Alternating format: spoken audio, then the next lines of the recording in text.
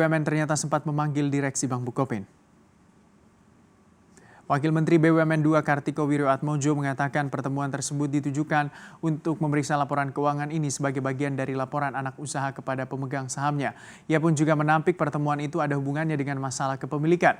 Adapun kabar terakhir, dua pemegang saham terbesar Bosowa Corporation dan juga Kukmin Bank akan menyerap saham baru yang akan diterbitkan perseroan melalui right issue. Hal itu juga dilakukan guna menyelesaikan masalah likuiditas Bank Bukopin. Sementara itu, salah satu agenda dalam RUPS tahunan itu adalah pergantian direksi perusahaan. Kita lihat pergerakan saham BBKP terkoreksi 2,03%.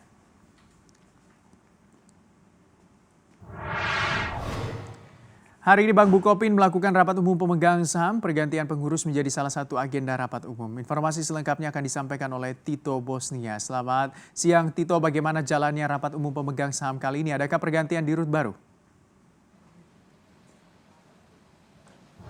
Selamat siang Gibran, untuk saat ini RUPS tahunan sendiri baru digelar pada pukul 11 siang hari tadi setelah sebelumnya dijadwalkan pada pukul 10 pagi hari tadi.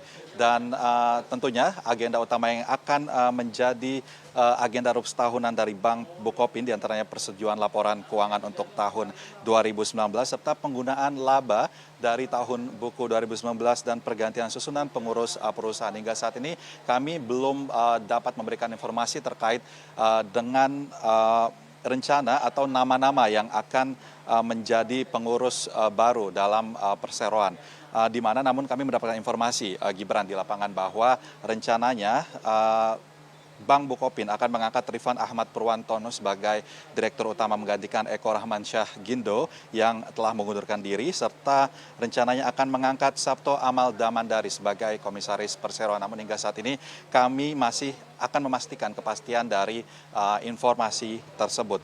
Selain itu, usai RUPS tahunan, kami juga mendapatkan informasi bahwa dalam RUPS ini akan disampaikan rencana-rencana perseroan untuk melakukan penambahan modal melalui penawaran umum terbatas 5 dengan skema HMTD atau right issue, di mana nantinya permodalan dan likuiditas yang dibutuhkan oleh Bank Bukopin ini dapat menjadi peluang bisnis baru bagi perseroan. Dan dalam hal ini rencananya pemegang saham mayoritas seperti Bosowa akan menyerap right issue tersebut. Namun rencananya melalui private placement dengan right issue juga.